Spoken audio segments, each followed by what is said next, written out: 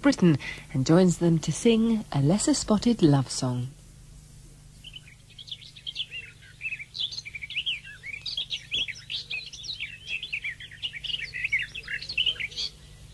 Welcome to the 21st session of our unofficial BBC Bird Club. Our task to give you news and views about birds and to recapture some of the joys and recall some of the discoveries that thousands of bird watchers are experiencing every month. This, our 21st programme, perhaps ought to be a special one. So I thought we might apply ourselves to the one subject that bird watchers are never tired of investigating, themselves. They're all quite mad, or real gone, if I may talk the language of one of them, mad about natural history and that particular part of it that flies. You can count me in too, with an obsession that dates back almost 30 years. I'm a fully paid-up member of the Birders' School for Madness. This programme isn't about birds, it's about the birders themselves, and we hope to find devotees from the past and the present to help us sing this lesser-spotted love song. I remember the very first day that I started bird watching. I'd been always interested in natural history when I was earliest possible age, butterflies and plants and so on, and birds occasionally. But I remember the day that I took an old pair of field glasses, I think they were about ×2 or ×4, out, and there was a flock of house sparrows, and I counted the number of males and the number of females and came back, and without the aid of a pocket calculator in those days, worked out the percentages of the two. The reason we've come down here is that this is really a very, very sad place, although it doesn't look like it because there's all sorts of things happening, there's people walking their dogs and so on. But in front of us here is the last territory occupied by a redback shrike from the Eastern English population, as far as we know. I think there's been one or two other ones around later on, but this is the last one known of to the general public and the general bird watchers. And people came and paid their respects to this bird about 5 or 6 years ago. And he'd be sitting in these bushes in front of us, hawthorns, brambles, roses and so on. And actually a fence round it, and this is really a fossilised bird site. Very, very sad. One of my most lasting memories goes back, as it would do, to my more formative years as a youngster, when I'd only been bird watching about 2 or 3 years. And it was bird watching in the fields at the back of my house, and there was some fields with ponies in there, and a few scattered bushes, hawthorn bushes and hedges and whatever. And I'd regularly walk through those and through the local woods. I came around the corner and could see a vague outline of a bird sitting on this bush, and not quite sure what it was at first glance. I just gingerly leant out with my binoculars to look round to see it. And it was a great grey shrike, and it was so totally unexpected. I'd never seen one before. I knew immediately what it was, and I can remember to this day the feeling of my heart pounding, my throat almost swelling. I really just didn't quite know what to think, what to do, and I watched it for a few minutes, and then I turned round and ran home. And I got back home. It was about a 10-minute run, and my mother thought there'd been an awful accident because I couldn't get a word out. I was just gasping and sort of pointing, and she didn't know what on earth was going on. That excitement, that absolute sure disbelief almost, and having to really convince myself that I was looking at what I was looking at, will never leave me. From Bristol, we present another programme in our series, Birds in Britain. James Fisher, introducing Birds in Britain from the Home Service in June 1954. And before Fisher, we caught Tim Sharrock, Chris Mead and Chris Harbard. We'll get more of their obsessions later, but firstly we need to pose the central question. Why are the British so mad about their birds? The Royal Society for the Protection of Birds has over 1 million members now, more than the combined total for all the political parties in Britain. The birds themselves have never been more watched, photographed, recorded and twitched than they are today. The osprey and avocet have joined the robin as institutional symbols. Red kites are spreading like wildfire with the help of a countrywide reintroduction programme. Meanwhile, the dreadful plight of the lapwing or the bittern have become issues of almost national concern. So why do we care so much? On the radio, James Fisher, like Eric Sims, was best known as a presenter, but both were also fanatical birdmen. And notice here in 1964 how James Fisher speaks not of a passive occupation, bird watching, but of a much more dynamic enterprise, the business of birding. At what age, James, and where, were you first thrilled by birds, speaking ornithologically? Oh, at the age of 2 and on my father's knee. A very straightforward affair. Father was an amateur ornithologist of some distinction. Also, his brother-in-law, Arnold Boyd, too. And I was brought up in a household in which it was generally thought quite natural that someone should go birding at weekends at least. And Father had all the current textbooks of birds 50 years ago. And he put me on his knee and showed me the pictures, and I showed some liking for them. Indeed, he told me what they were, and I was remembered. So the interesting thing was that I'm told that when I was 2, Father could open Howard Saunders's edition of Yarrell's British Birds at random, at any page, and there was the picture, and I would name the Great Northern Diver. Great Northern Diver.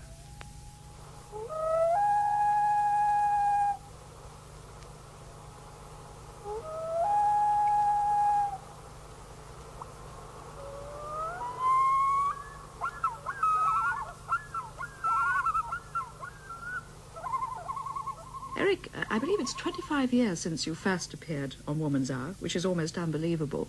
But your own interest goes back further than that, your own interest in natural history. And in fact, you don't really have a rural background, do you? No, I don't. I was born in Laverick Square in Kensington in West London. And at about the age of 3.5, I apparently, so my mother told me, though I don't remember this particular incident, brought home a baby blue tit to show her from a nest which was near the ground, so I obviously could reach it. It was a hole in a tree. And she was very cross about this and said, you know, take it back at once. And my answer, apparently, was, well, I've been watching them, and the two parents come and go, and there's a space between their comings and goings, and they've just gone. So this has given me a couple of minutes to show you the little baby and take it back again. And that's apparently how it started. One of the things we did, people would think it was terribly naughty now, I raided the heronry in Richmond Park. In those days, I was an egg collector. And another boy, the son of a London parson who had been a great Henley oarsman, I went in the dawn into Richmond Park, and I can still feel the crackle of the Spanish chestnuts under the tree, and then there was the climb up with a Woolworth rope. I remember we got a number of ropes, strings practically, from Woolworth stores in Hammersmith High Street.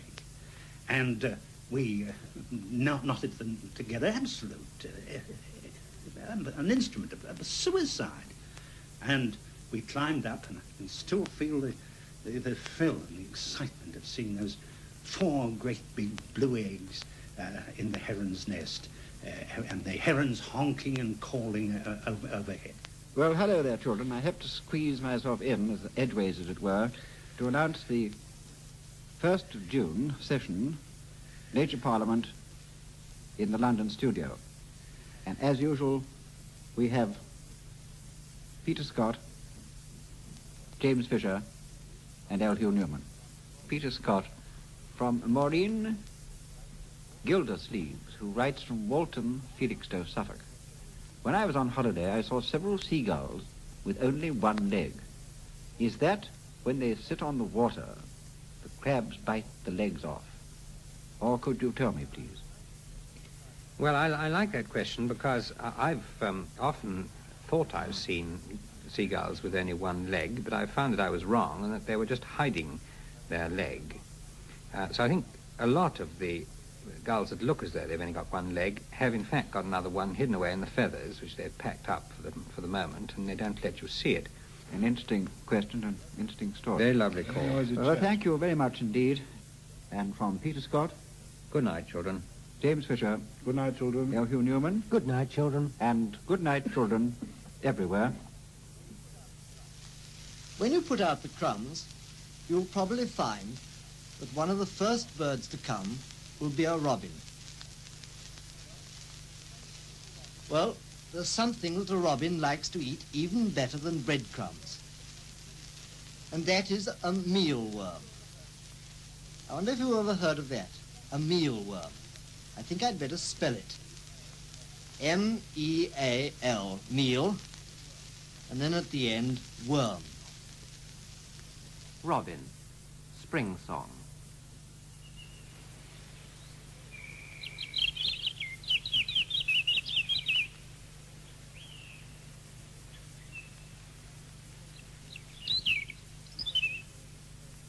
Nowadays, we're able to surf the internet from our city office. With the help of camera links, spend our lunch break, as it were, on distant sea cliffs teeming with auks and seabirds.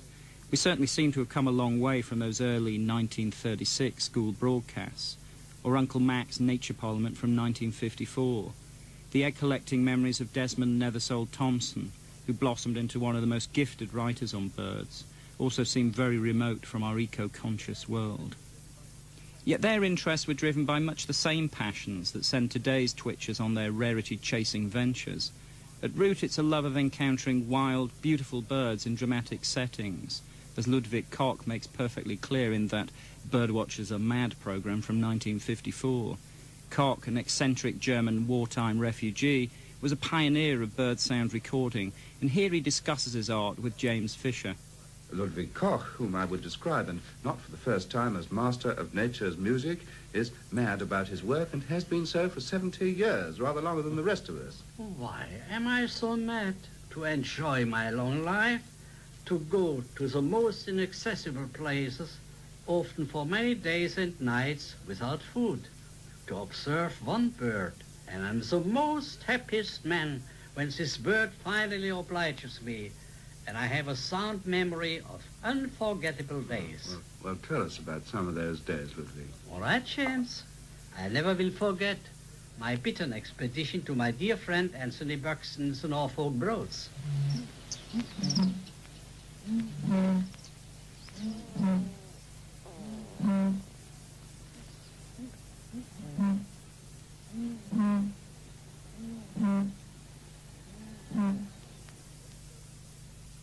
Well, those are certainly some of the most extraordinary noises you've recorded, Ludwig. Now, can you play us one of your own favourite singing birds? Well, let us go together to a place it is now Russian-occupied in Germany and called Spandau, with military barracks and prisons. Well, a few miles away, however, there is a nice wood where I spend nights and early mornings to wait until the golden oriole falls in to lead the dawn chorus. And this sound picture was recorded in 1930.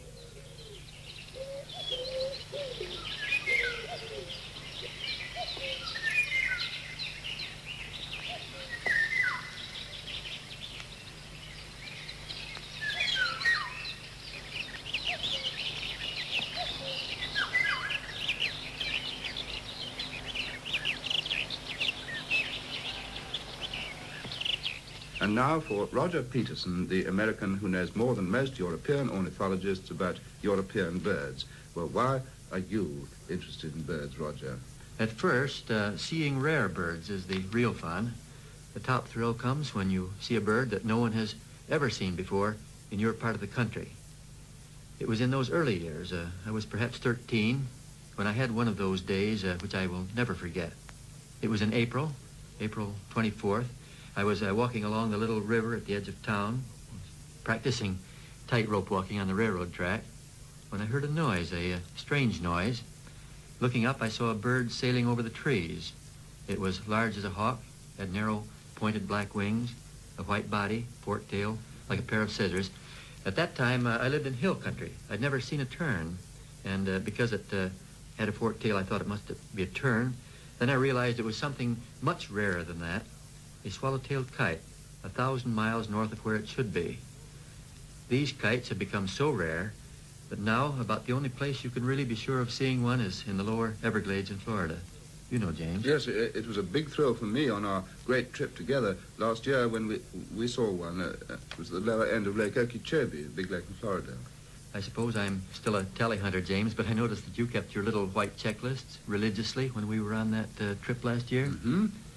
Every time you got a new bird, you yelled, tally-ho. And when I showed you that California condor, it was tally most frightfully ho. Yes, most frightfully. You know, Roger Peterson, in giving an account of your birdwatcher's madness, you begin on rarity and end on rarity. Now, let's see if Peter Scott justifies his ornithologist's existence with tales of rarity, too. What is it that thrills you now, I mean, apart from painting? Well, I think three things. First, watching the familiar and finding out something new about it. and secondly, the search for something special, and most particularly a special bird at the end of a long, exciting and interesting journey. And then thirdly, and I suppose the most simple and obvious, like Roger, seeing a rare bird. I'm very slightly ashamed of getting such a kick out of seeing rare birds, because after all, from the scientific point of view, a rare bird may be quite insignificant. I mean, what's much more interesting to science is what the majority of birds do. Some accidental bird which cuts adrift from the normal pattern of its migrations and turns up unexpectedly somewhere is really of very little scientific value or importance. But it is nevertheless very exciting, and I defy any ornithologist, however scientific he may be, to remain quite unmoved when he sees a bird which has only been recorded a few times in the country, and perhaps never in that particular spot before.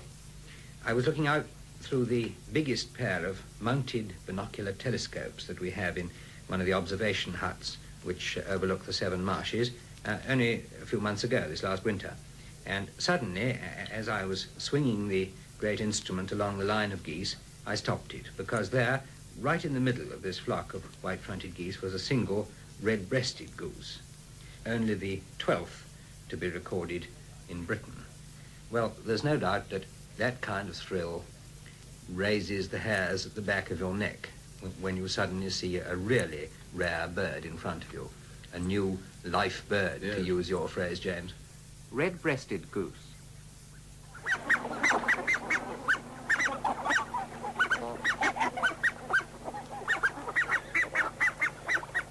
There we had two of the giants of old-style birding in conversation with James Fisher. Roger Torrey Peterson, the renowned American wildlife artist who virtually invented the modern bird field guide, while our own Sir Peter Scott was one of the founding fathers of nature conservation. Yet it's striking how these old-timers reveal an instinctual fascination for the rarity. Although today's twitchers are mocked and rebuked for their love of the long-distance chase, it seems the sport has always been with us. In a moment, Chris Harbard describes the excitement of the modern rarity scramble, on this occasion in a car park in Kent, while Bill Oddie tries to wriggle out of that ambiguous label, the twitcher. But firstly, we need some etymology on the term itself, and Tim Sharrock, long-serving editor of the birders' journal British Birds, explains its derivation. There was a small group of bird watchers down in Hampshire who used to go out bird watching together, husband and wife with their dog and their friend.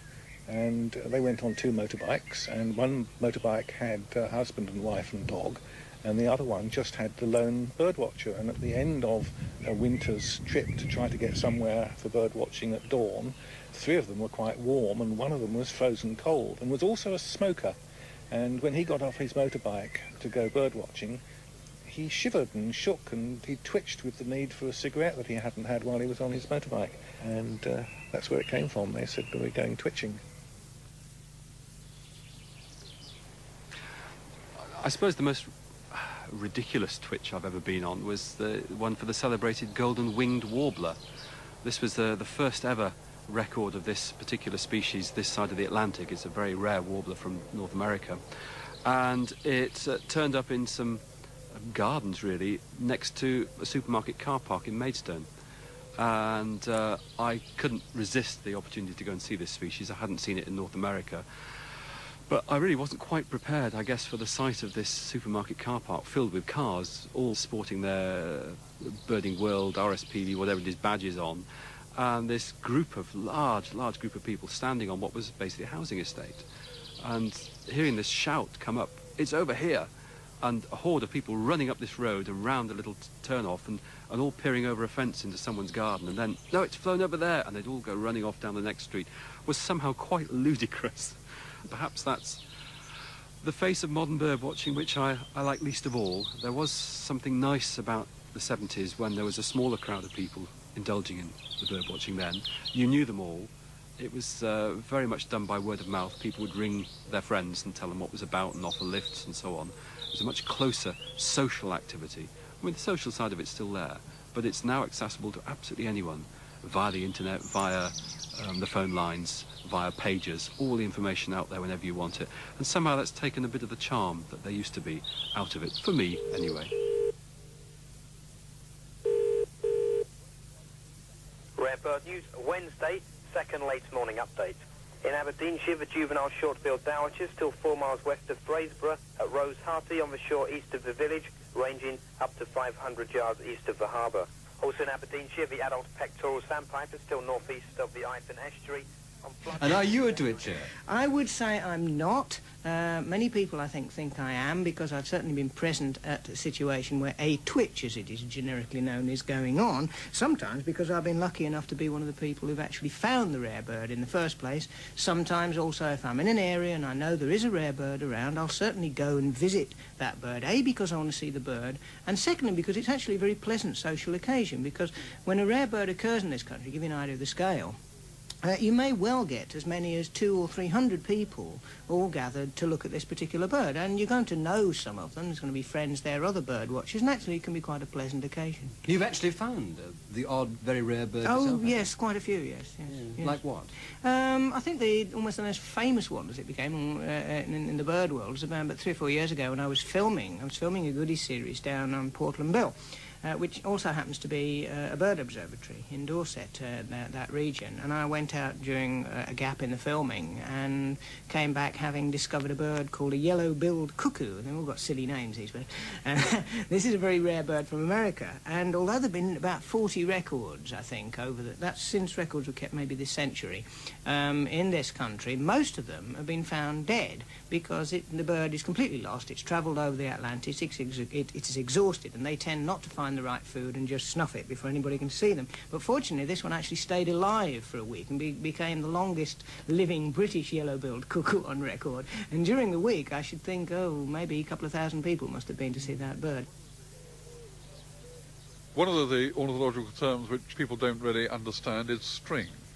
String is not for tying up parcels in ornithological terms. String is for stringing.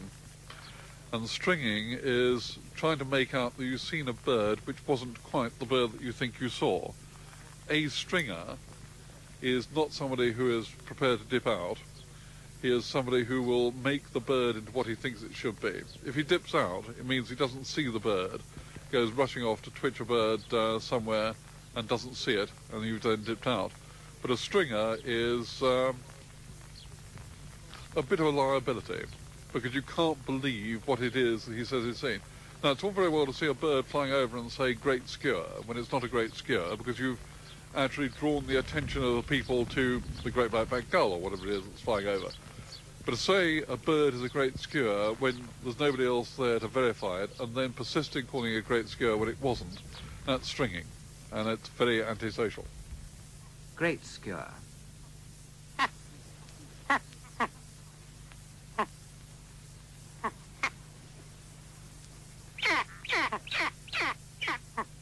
About 3 weeks ago, I got a call at 8 o'clock in the morning to say there was a Pallas's sandgrouse on the Shetland Islands. Is that a good bird? It's a major rarity which birders have been dreaming of since 1908, when the last invasion of them occurred. So it was a bird very much wanted by birdwatchers. It occurs normally in Central Asia, east of the Caspian Sea. So it's a very exotic-looking bird that is difficult to see anywhere in the world. And the immediate reaction was, can we get there today? And in fact we could, and it involved driving quite quickly from Norfolk to Heathrow, just getting on a plane. We had to fly via Edinburgh and Aberdeen. There was a 2-hour delay in Aberdeen, but eventually we made it, and we got there that day and saw it that evening. But as it turned out, rather ironically, the bird has stayed, and it's been there 2.5 weeks now, and a lot of other people have managed to see it. Now, rarities are instantly available, too much so, I think. There's nothing more annoying than trying to concentrate on a sea watch, to have one's calm and confidence interrupted by beep, beep, beep, beep, and then some manic idiot reads out, rose-coloured starling briar, and you think, well, that's 300 miles away for a start, and I'm not bloody going. Ian Wallace, one of the doyens of British birdwatching, expresses his intense loathing for the new information technology at the disposal of modern birders. But before that, Chris Mead described something every true birder is opposed to, the stringer and his bogus bird sightings. And Steve Gantlett, founding editor of the Twitcher's journal, Birding World, makes clear why the stringer is so dangerous. When you go for that Palliser's sandgrouse and travel to Shetland from Norfolk in a single day, you need to be certain that the bird is genuine. Yet you don't have to travel 700 miles in 24 hours to get the pulse racing. Ian Wallace conveys the sheer thrill of everyday birding, and before him Seaton Gordon, a great veteran of Scottish ornithology, offers us in an old recording from 1970 his own golden memories from his beloved Highlands. What would you say was the most beautiful thing you have seen in bird life in Scotland? I think perhaps on the hill of Morven in Aberdeenshire, a friend and I, a very long time ago, were there on a winter sunset. Just as the sun was setting, a covey of ptarmigan came up from the north face of the hill, which was in deep shadow. And as they reached the top where we were, they suddenly became transformed in the setting rays of the sun, and they literally became a covey of pure gold birds. That was a very, very beautiful sight. And that was about, I should think it was about 65 years ago, and I still remember that one sight. The buzz is tremendous, it really is. The adrenaline boost is still there, it's still there. Not quite so sickening and heart-jolting as it was 50 years ago, but it's still there. There's a young coot.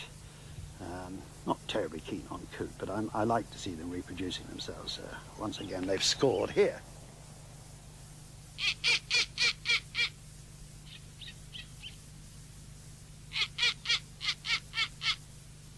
One day, early in June, I took a party of Swiss ornithologists in my boat over to Fettler from my home on the neighbouring island of Yell.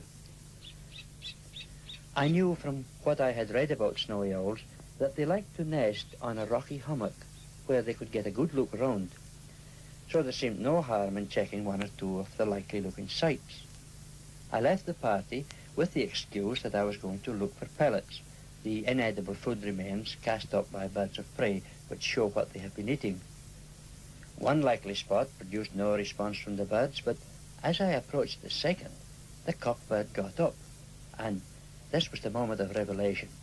Instead of flying away, it came straight at me and hovered for a moment like a great white kestrel.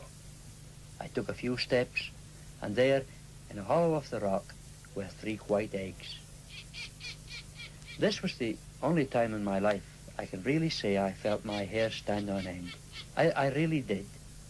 This was the first nest of the snowy owl ever to be recorded in Britain.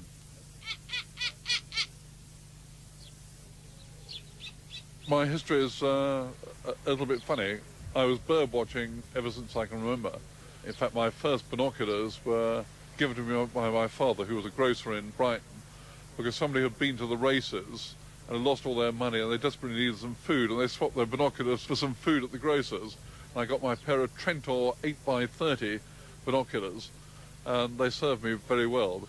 But at that stage, bird watching wasn't really done by many people, and I knew no other bird watcher. I used to go around with my book and try to identify the birds.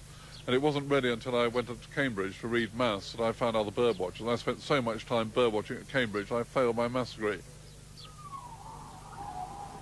Now, we found a burrow here on a long grassy incline which runs down the Carn Moor. Maybe 1 or 2 burrows around, actually, with leech's petrels calling in them. The male and female together after several days of separation. And I'm going to take the microphone right up to the burrow, and you can listen to them.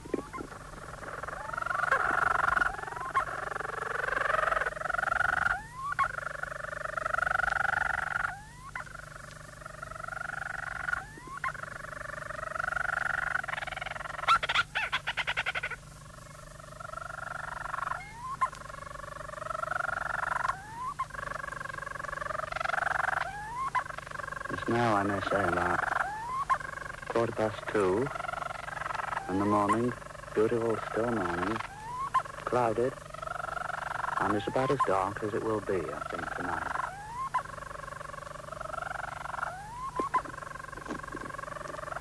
I don't know how far in this burrow goes, probably 2 or 3 feet, and there'll be a little nesting chamber at the end of it with a single white egg. They only lay 1 egg, these birds.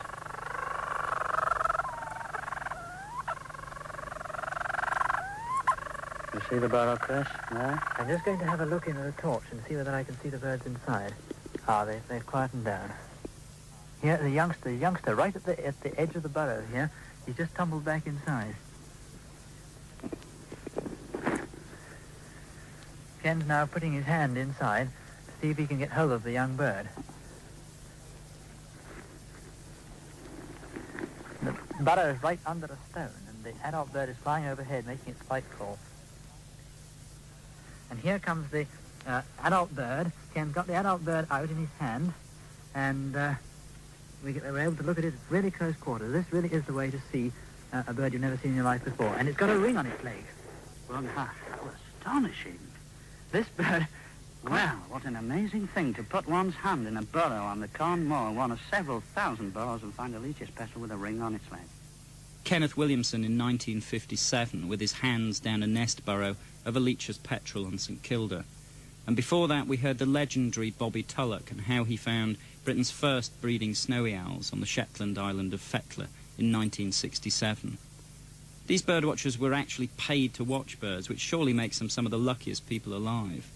Because behind the ornithologist's scientific duty, one can detect that personal excitement at encountering wild birds in natural settings.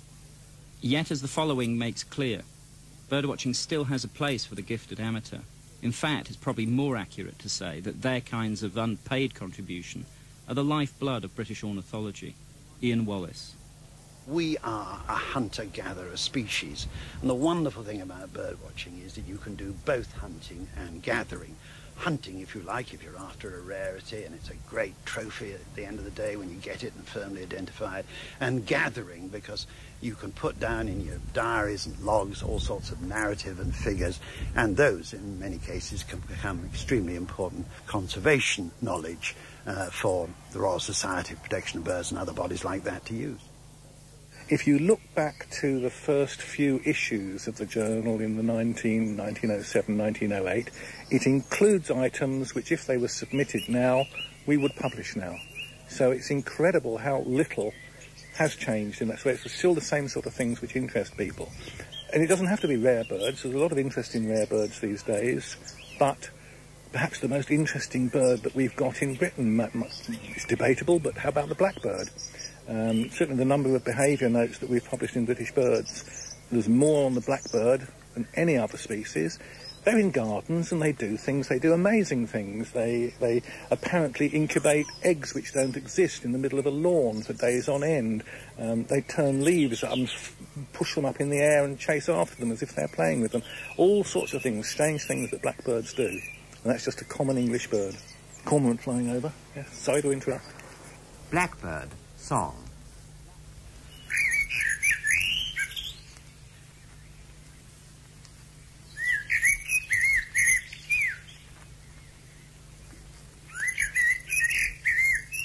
From Bristol, we present another programme in our series, Birds in Britain.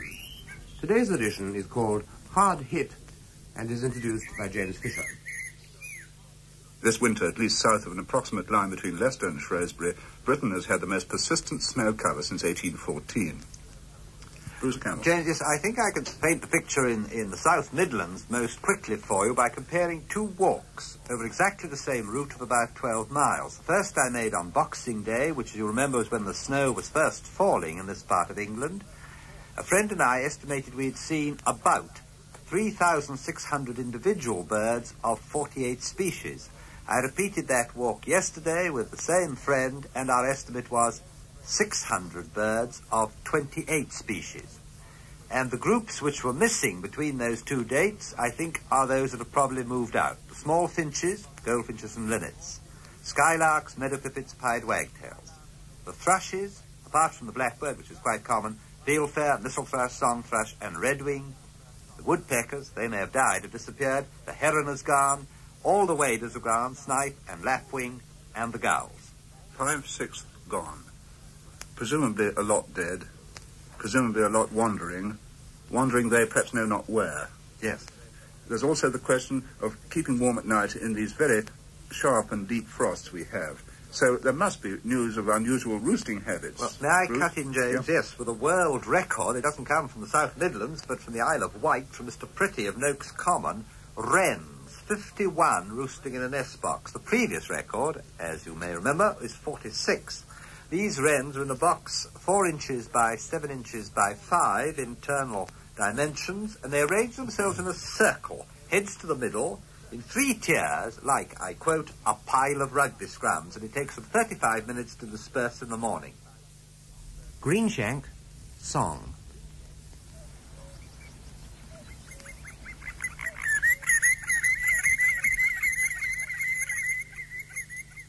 The kind of field work that you've been doing with the Highland birds really meant roughing it on a pretty considerable scale, didn't it, each summer? Oh, yes. You had to train yourself, discipline yourself to accept cold and to accept wettings and to... also, I think the great thing was to accept many defeats, but always to hang on and come back. Now, by 1934, I'd had a lot of talks with Francis Jourdain, who was one of the greatest ornithologists in Europe. Not so much as a field man, but a man of immense knowledge. And he said, you know, you mustn't go on just as an egg collector. And he was a great egg collector. He said, that's going to lead you nowhere. What you want to do is to start up at the beginning of a season, concentrate on the greenshank or one or two of the other birds, and really take the thing to bits and work out the courtship and the site selection, territory, the whole lot. And by that time, I saw that he was right. And from that time onwards, although there were some years, I wouldn't for one moment deny it, I was an egg collector, and I fought the lot. I fought the RSPB, the police, the lairds, the lot. I didn't care. But I knew that really what fascinated me was the behavior of the birds. And it went on from that. And with the greenshank, I don't think you could really call it a love-hate relationship that I've had it, because I just love the bird. But nevertheless, I've always felt it was rather like a fight in the boxing ring. You've got to get knocked down, you get beaten, you've got to get up and then and try again.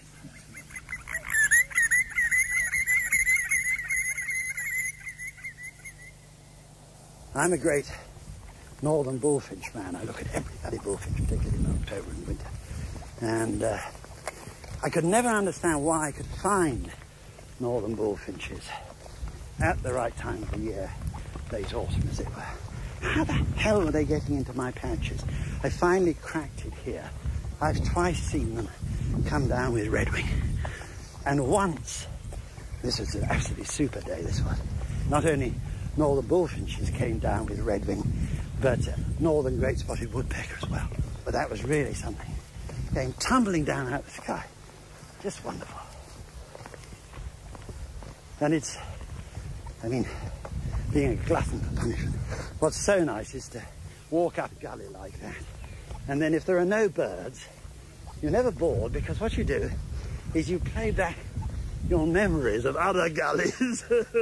You know, and I think about Fair Owl and the yellow-headed wagtail, or the first time I was there with a wonderful chap called Maury Meiklejohn, Italian professor at Glasgow University, liked his beer, wonderful wit, wrote the only decent kind of bird-watching poetry there's ever been.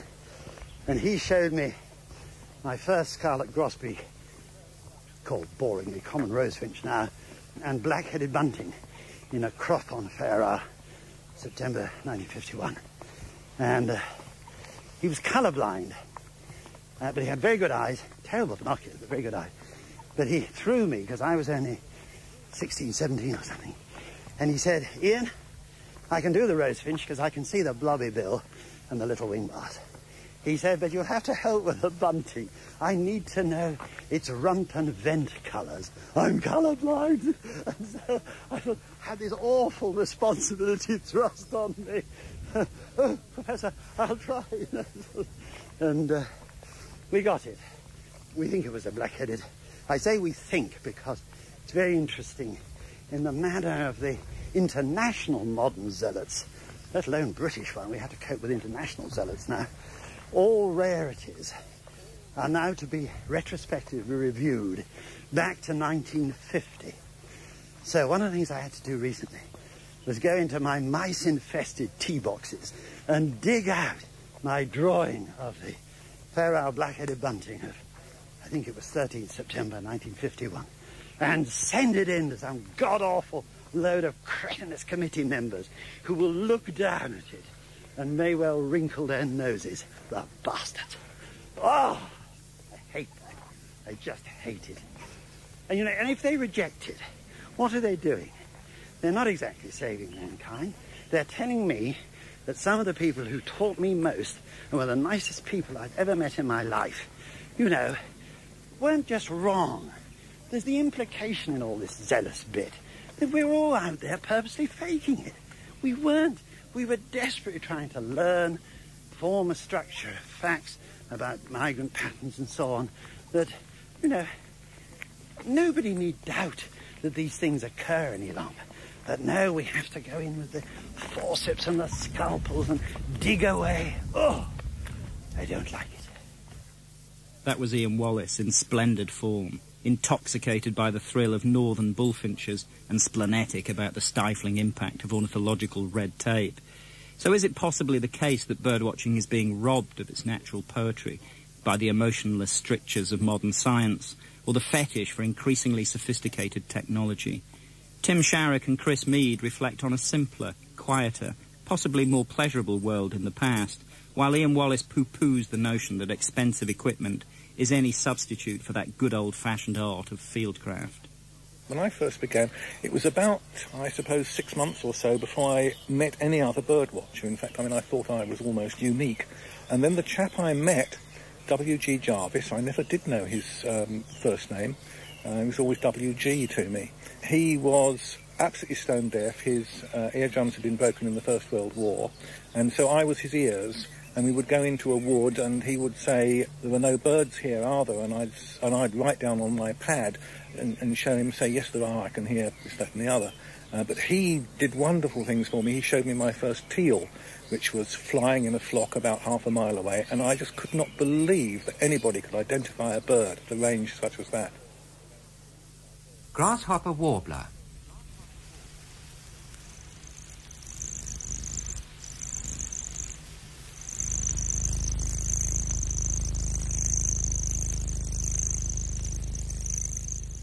In the old days, birdwatchers, they shot it with history, and if they missed it was mystery. But obviously, people have used glasses of some sort for many years. They started off as straight-through field glasses. In other words, they weren't prismatic. The light didn't get bent inside the binoculars. I met Seton Gordon, who's a very famous Highland birdwatcher. He turned up dressed in an old kilt and so on, and he was using a 3-draw telescope to watch birds in flight at Tring Reservoir, something which I could never do, although I had various 3-draw telescopes.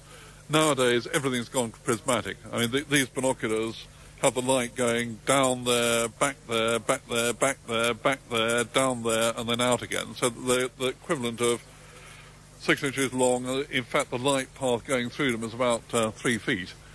And they give you very good light gathering power, and they cost you an arm and a leg. Corncrake.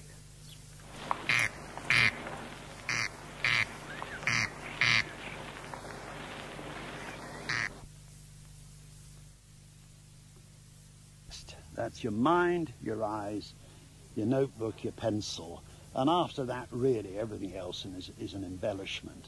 It's very important to have the right optical equipment. If you're going for distant targets, you can hardly watch the sea or a reservoir or a distant estuary without a telescope. I accept all that.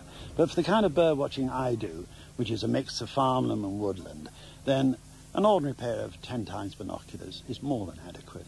And the rest of it is up to you. You're going to hunt, after all, so you've got to learn fieldcraft. You have to want to go through bramble patches on occasion. And it is really all about hunting. It isn't about sitting back with your Cower TSN, ED, fluoride, whatever at £1,000 and hoping you get lucky. Get stuck in, for Christ's sake. In the future, the rarity vetting committees may become more rigorous and the equipment more sophisticated. but in essence birding remains a straightforward pastime that stimulates both head and heart. It's a direct relationship between me, the birder, the birds themselves, and the natural setting we both share. Essentially a love triangle that produces its own special chemistry. In a moment, Tim Sharrock, Ian Wallace and Chris Mead give us their favourite memories of great days, great birds, or simply of the great birds that got away. Personally, I find their enthusiasm so infectious I can't wait to get out the studio and have some more great birding days of my own. Tomorrow I'm off to eastern Hungary looking for the huge flocks of migrant cranes that pass through the region. But first, here's the excitement of another rush of migrants captured on an early ambitious outside broadcast from 1959. In the London studio here with me on this Sunday afternoon, I'm delighted to have Kenneth Williamson, who was for 10 years director of the Fair Isle Bird Observatory and who recently has been appointed Migration Research Officer of the British Trust for Ornithology. Now I'm going to ask him to call up the bird observatories for their reports and then tie in the recent movements of birds with the very complicated-looking weather charts that he has before him on the studio table. Ken. Well, Max, as you know, part of my job is to assist and advise the bird observatories. And today I'd like to get from them up-to-date reports of the movements they've witnessed during the autumn and hear about their bird ringing and the rare birds that have appeared and so on. Yeah. We should find Bert Axel sitting on the shore at Dungeness in Kent, the very southeast corner of England. Hello, Bert. Hello, Ken. Yes, here we are. I'm sitting by a quiet grey sea right on the bare shingly nose of Dungeness, probably one of the newest bits of Britain. Yes. It's a grey day, a grey overcast day. We had a light northwesterly wind this morning, but early this afternoon the wind has backed a bit and now it's just a point south of west. You'll be glad to know, Ken, that you've caught us in the middle of one of our biggest immigrations of the year. 55 chaffinches just gone past the lighthouse. They're still coming in, and today we've had chaffinches and skylarks and starlings coming in thousands. But yesterday was a day, well, you should have been here, 2,000 blackbirds. Well, yes, you're used to 2,000 blackbirds on Fair Isle, Ken, but we're not. It's the most we've ever had. Yes. And about 2,000 blackbirds came in during the morning. Came in very, very high indeed. And it was a wonderful sight to see them dropping out of the sky from, about 1,000 feet up, dropping down into our sparse cover of gorse and blackthorn and bramble, and going to sleep straight away. Yes, wonderful. You know all about that from Fair Isle. Yes, here, it's a spectacular thing. We caught yesterday 357 of those birds, 357 blackbirds, great big fat things. But there's some more. Yes, another 20 chaffinches. It's a wonderful sight down here. This is just the peak time of the year for it. Well, you know, Bert, you are making us all very envious in the studio here, and we'd love to be there with you. But I'm afraid we've got to leave you now and fly away down 300 miles along the coast of the Scilly Islands. What bird is this? Eyebrow thrush. Eyebrow thrush? Where's it from? Russia.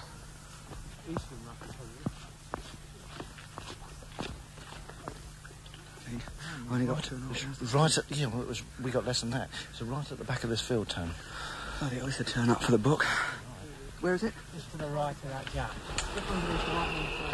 Yeah, right under the pile of vegetation on the edge of the grass. Right underneath that big gap at the back there. Yeah. But you see the sun on the bracken behind, just to the right of that.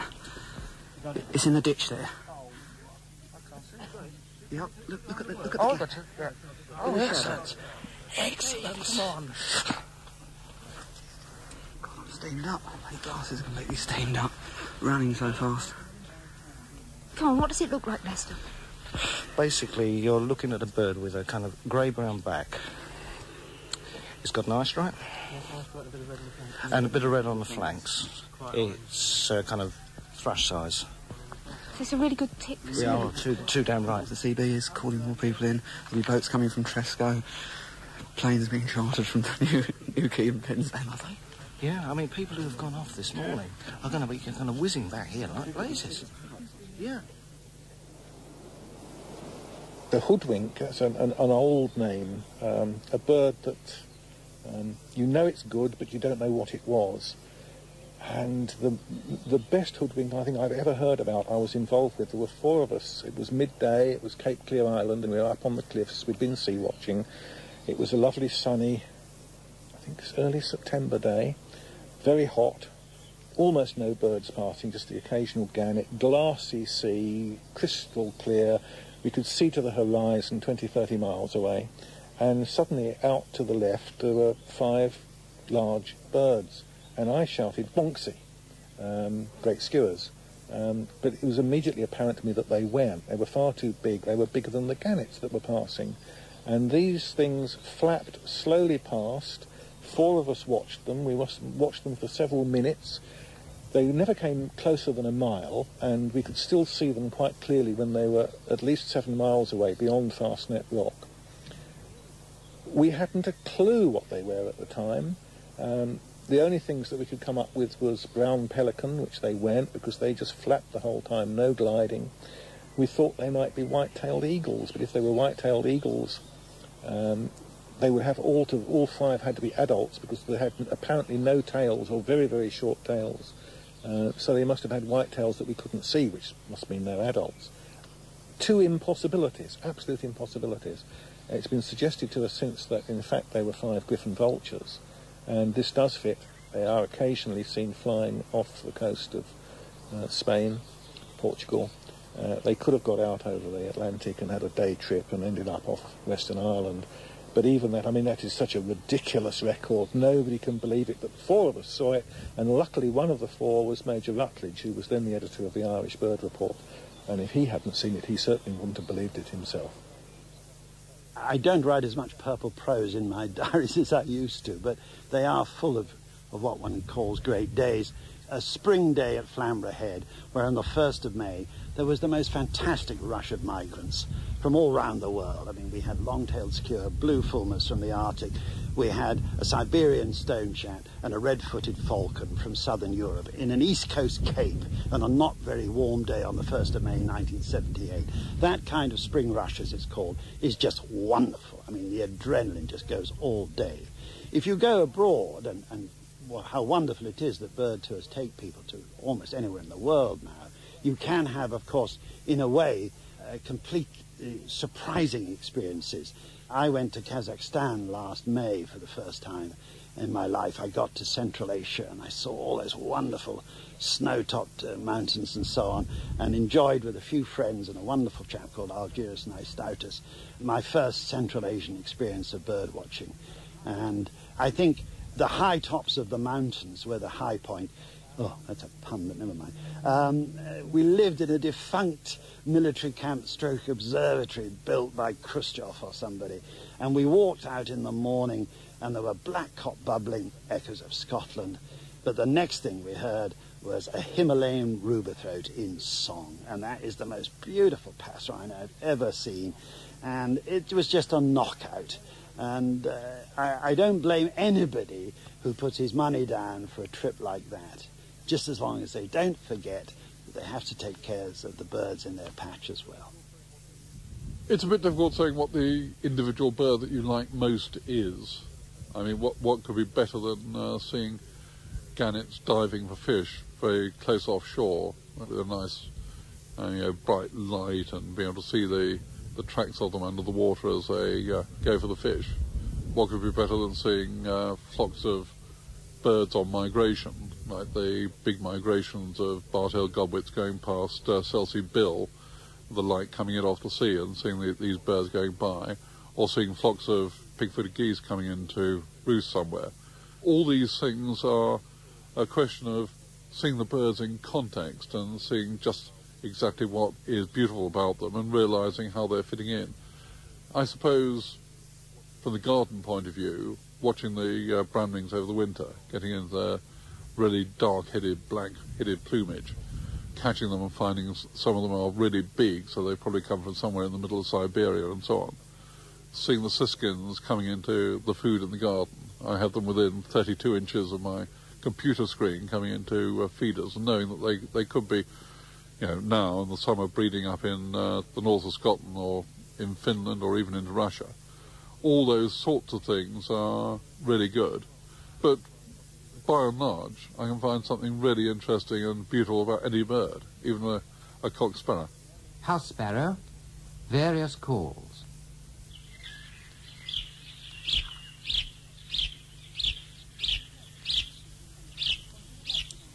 A Lesser Spotted Love Song was presented by Mark Cocker and produced in Bristol by Tim Dee. And if you're a bird watcher, you probably already know that tomorrow, the first Sunday in May, is International Dawn Chorus Day.